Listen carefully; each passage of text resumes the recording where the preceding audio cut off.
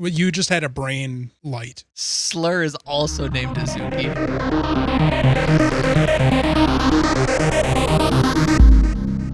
Hello, my name is Steve. And I'm David. This is Anime Plus. We are discussing episode 6 of Rascal Does Not Dream of Santa Claus this week.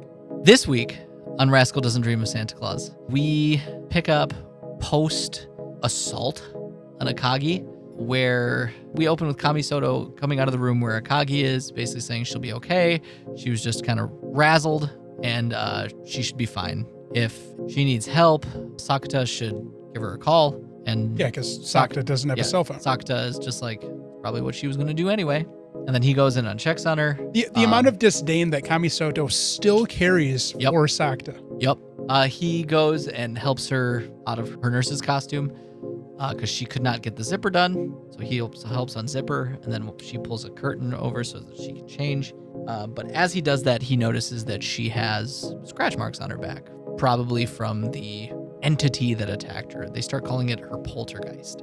She makes a deal with him that he either needs to remember their interaction that kind of like set them on this path, or she forgets them, whichever happens first. He takes that deal and is now desperately on the chase to remember what happened between the two of them. Yeah, because she says that reaching that goal is supposed to cure her adolescent syndrome. Right. So from there, we get him making the rounds to everybody that he knows, trying to remember his interaction between him and Akagi. He talks to Futaba. He brings it up to Mai. Oh, no, he doesn't bring it up to Mai. Yes, he does bring it up to Mai. He just doesn't bring it up the helping her change. Yeah. And begs Futaba to not to tell Mai about, helping her undress. He runs into the guidance counselor who helped Kaede. That helped Kaede in the second movie. Rascal does not dream of a sister venturing out. She knows Akagi and kind of suggests that she might have had a thing for him, and more than just a thing, like loved him. And while he was going through his whole deal with Kaede's adolescent syndrome, it seems to kind of made him forget his interactions with Akagi. He then uses this guidance counselor to meet up with Akagi again. Yeah, because Akagi has this organization that she's put together to help students who are struggling. Yes. And the guidance counselor works with Akagi in regards to that program. Right. So we get him showing up. She gets kind of attacked by this poltergeist again. And then we meet Akagi's much older ex-boyfriend. No, I think he's only a year older. Maybe 2 years older. Oh, well, he's not that much older. They made a big deal about him being older. Yeah. And her spending, living with him, basically. Yeah, when she was a senior in high school, according to Kaede's friend, who I forget her name, who went to the same high school as Akagi, because they obviously didn't leave that area like Sakuta and Kaede did. Yeah. How in her senior year of high school, she wasn't living at home.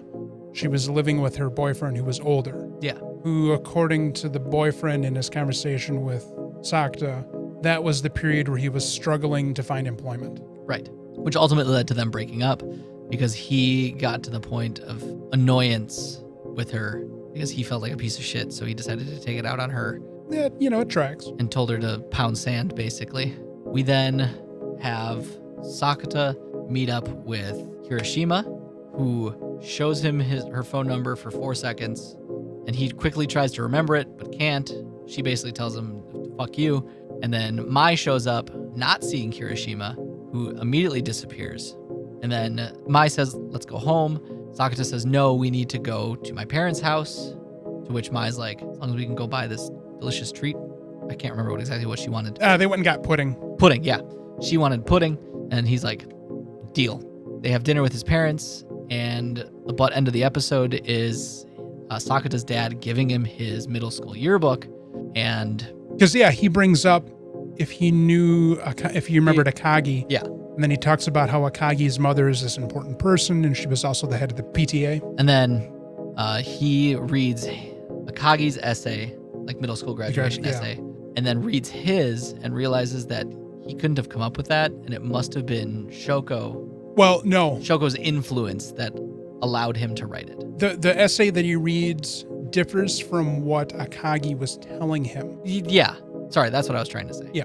complicated. But the thing with Shoko comes in because when Shoko changed the future in the first movie, Sakuta never met her on the beach. Right.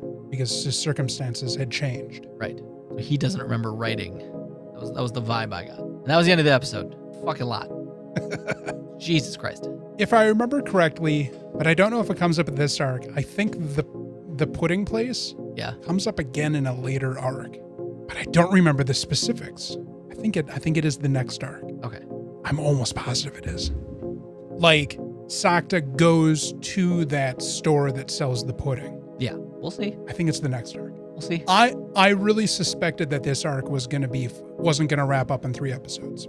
It should wrap up in the next episode, though. I can't wait for you. Steve. It's cool. And it's absolutely, whatever you're thinking is going on, I can guarantee you is wrong. Very wrong. You keep like disappointing yourself. They started dropping some hints as to what's going on, but it's hard to recognize that before knowing how it ends. It's easy to figure out once you know what's going on. I mean, as always with the show, you don't connect the dots until they connect them for you, because in a lot of they cases, they don't lay it in a framework that you could connect the dots. Correct. Because they leave out key information that connects all of those dots. No, the information's there. It's just harder to piece together without the knowledge ahead of time. Right. Yeah. My statement is true. Yeah, it's true. Okay. But as always, the show is great. I really enjoy all the characters. Sakuta continues to be my favorite. Mai and Sakuta being a piece makes me happy. When his mom was like, "Oh, you're trying to be a bride," I was just like, squee. It really struck me when they showed up at their parents' apartment and his dad opens the door and just kind of pauses. Yeah. Like, oh, right. This is one of the most famous people in Japan at our doorstep with our son. Right. Yeah. Like the gravity of everybody's close proximity to Mai. Yeah. And how significant of an interaction that always is for everybody. Yeah. That subtly came through with his dad at the door greeting them. I just like how like Mai is just Sakuta's like everyday. Yeah. Because we experience a lot of the show through his point of view, not like exactly a third person point of view. In the light novel, the story is from his first person narrative perspective. Yes. They don't do that as much with the anime. But like we follow Sakuta. Yes. And his interactions with Mai are always like, this is what I experience every day. It's my girlfriend. She's not like... He's unimpressed with fame. Right.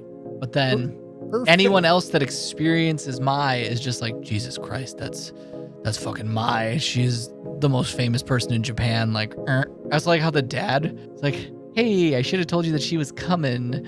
And the dad's just like, Mother? Think about it when Kaide's original personality returned and her reaction to meeting Mai for the first time. She was like, oh.